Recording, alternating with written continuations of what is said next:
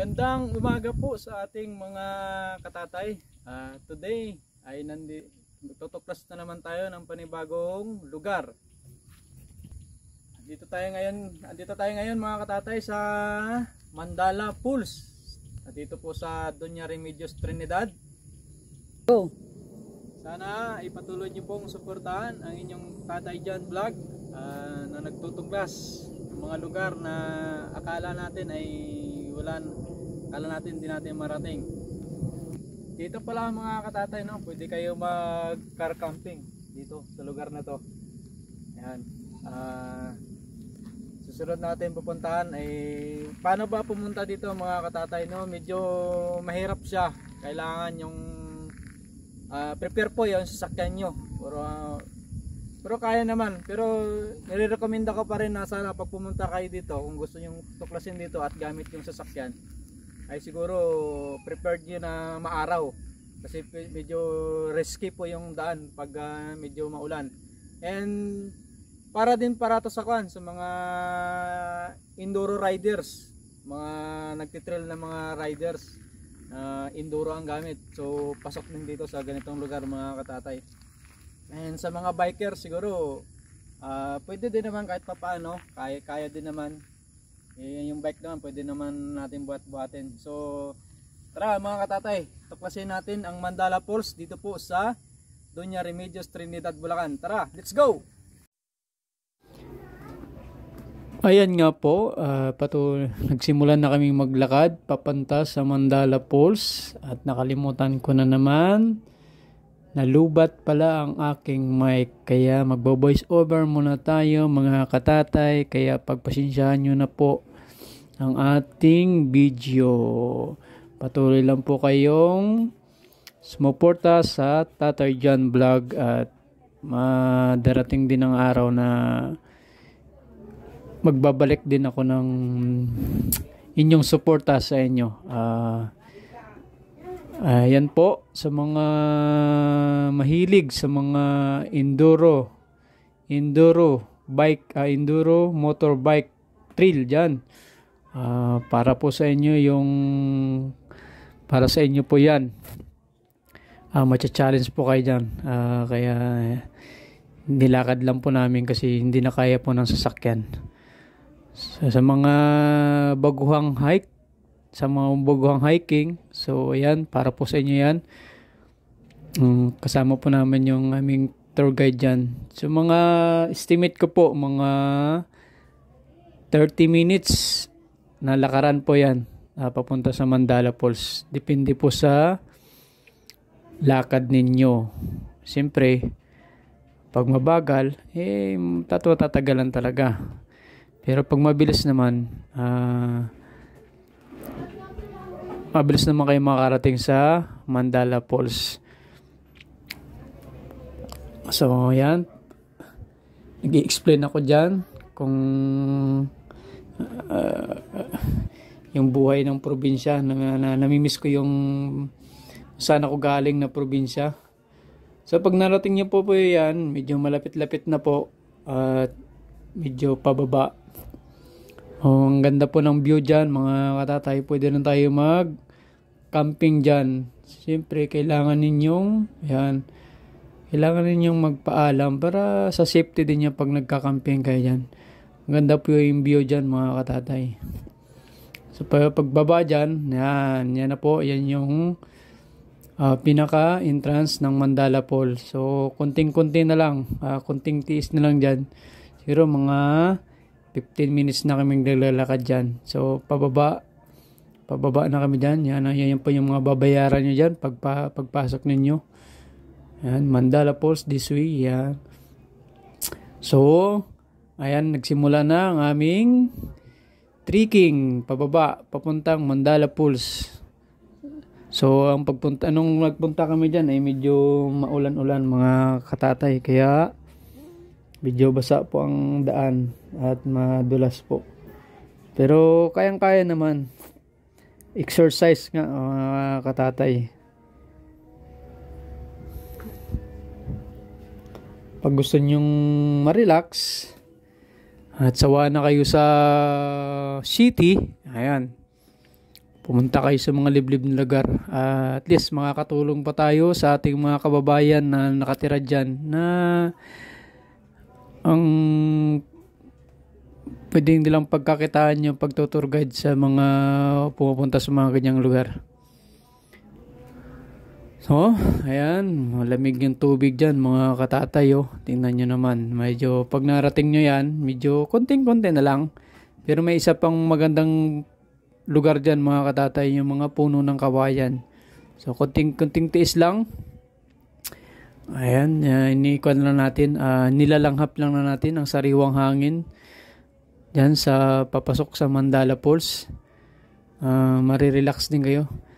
At ayon din po sa ating tour guide dyan, pwede din po kayo mag-overnight dyan sa Mandala Falls. At makikita nyo mamaya kung yung mga babayaran nyo pag dumating na tayo dun sa Mandala Falls. Ayan, medyo matarik na dyan konti. So, kayang-kaya pa din kahit sa mga baguhang nagtitrekking dyan. So, siyempre, pag pumupunta tayo sa mga ganyang lugar na may medyo malayo-layong lakarin, so, prepared kayo ng mga medyo less gamit na mga dadalhin ninyo. Pagdating naman sa mga tubig, may mabibili naman kayong tubig dyan at may tindahan dyan sa Mandala Falls. Para hindi na kayo maraming bitbitin. Kumbaga, ang bibitbitin nyo na lang kung gusto nyo talaga magluto, yung pagkain ninyo. Pero ako kasi hindi na ako bumibili ng kanagpa. Para mas lalo tayong makatulong dyan sa mga kababayan natin na nakatira dyan. Dyan na tayo kakain sa kanila. Magpapaluto tayo kahit mga simpleng ulam lang. At sardinas lang dyan makapagpahinga tayo dito sa mga karne dito sa Maynila. So yan. Patuloy lang tayo dyan sa paglanghap ng sariwang hangin mga katatay. Nakaka-relax talaga. So yung daan naman is okay naman. So hindi naman siya mahirap. May part lang dyan mamaya. Pababa. Yan. Yung pag nakita nyo yan, dyan medyo risky na po yung... hindi naman siya masyadong risky. So kuwan lang talaga. Prepared lang talaga na hindi siya madulas, di kayo madulas. Medyo malapit-lapit na rin ng konting-konti na lang mga katatay. So at least, may exercise po tayo, no? Ang problema lang talaga niyan. Pag nakarating tayo, masaya, enjoy natin yung place, yung falls, yung nature, yung mapapag-relax ka. Yun nga lang talaga pag uwi natin, paglabas natin.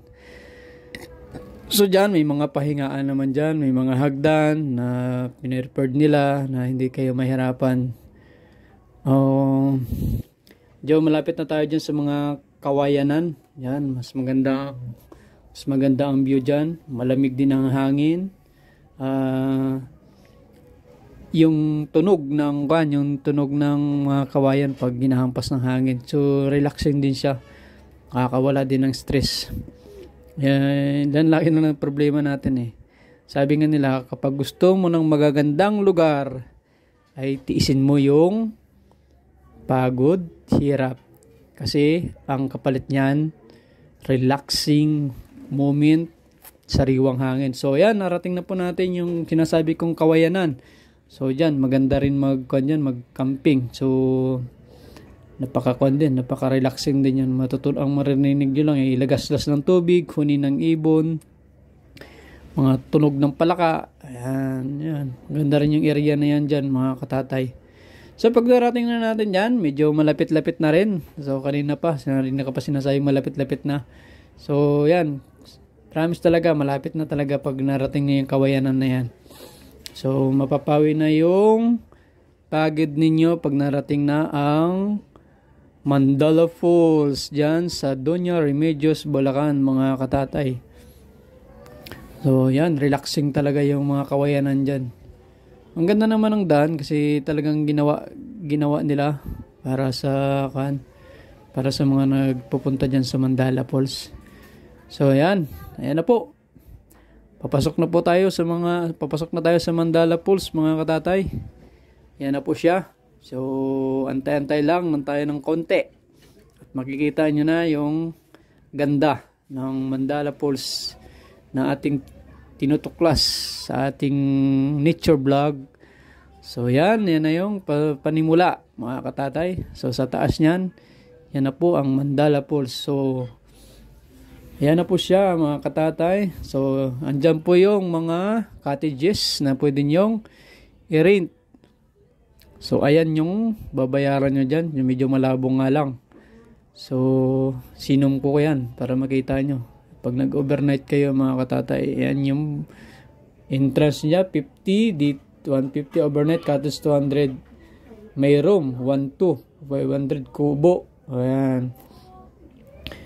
So, ayan po ang ino-offer nila dyan na pwede kayo mag-overnight. Kaya, list po kayo sa mga dalahin para hindi kayo ma-enjoy nyo yung kan. So, ayan na po mga katatay, no? Ayan na po yung ating pinunta. Yan na po yung Mandala Falls. Yan. So, ingat lang po tayo dyan sa paglalakad sa mga batuhan. At medyo may madulas.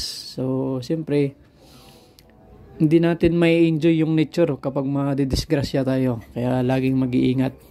So, lagi kong pinaalala na magtanong po tayo sa ating tour guide kung saan pwede tayong tumalon-talon. Hindi wag lang tayo basta-basta tumalon dyan.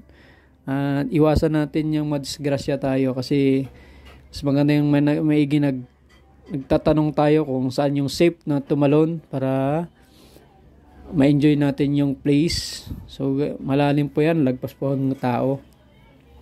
So na-try ko na yung langoyin dyan, yung falls na yan, tumalon ako dyan. So hindi ka naman malulunod dyan kasi itutulak ka ng pulse yung tubig, tutulak ka niya pa dyan sa gilid niya, nilalangoy yan. Pag tumalong ka dyan sa pools, itutulak ka po ng agos ng tubig. So yan, susubukan ko dyan tumalon para siyempre, tulad nga sinasabi ko, bago tayo tumalon, magtanong po tayo sa ating tour guide kasi sila po ang nakakaalam dyan kung alin po yung safe talunan.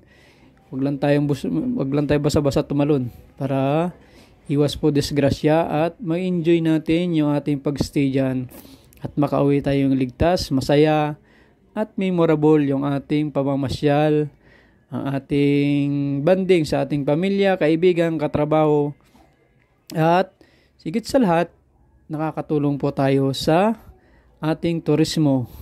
So ayan, tusubukan ko dyan tumalon ulit kasi nga parang nag-enjoy na ako kasi malamig ang tubig. At siyempre, parang bata lang no? Siyempre, lagi natin pinapaalala sa lahat ng mga namamasyal sa mga ganyang lugar, no? Be responsible po tayo sa ating mga basura, no? Kaya para mapanatili.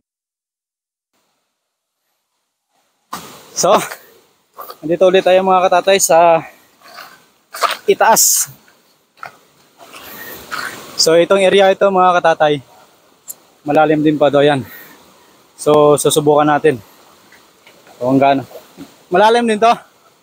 So yan, susubukan natin kung gaano kalalim Let's go! Stop. So yan mga katatay, no? Payo ko lang sa inyo. Bago kayo tumalon-talon, magtanong-tanong po muna kayo sa tour guide ninyo kung alin yung delikado at saka hindi delikado. Kasi napaka-importante po yan na dapat alam niyo safety bago kayo tumalon-talon sa mga gusto yung talunan dito sa Mandala Falls.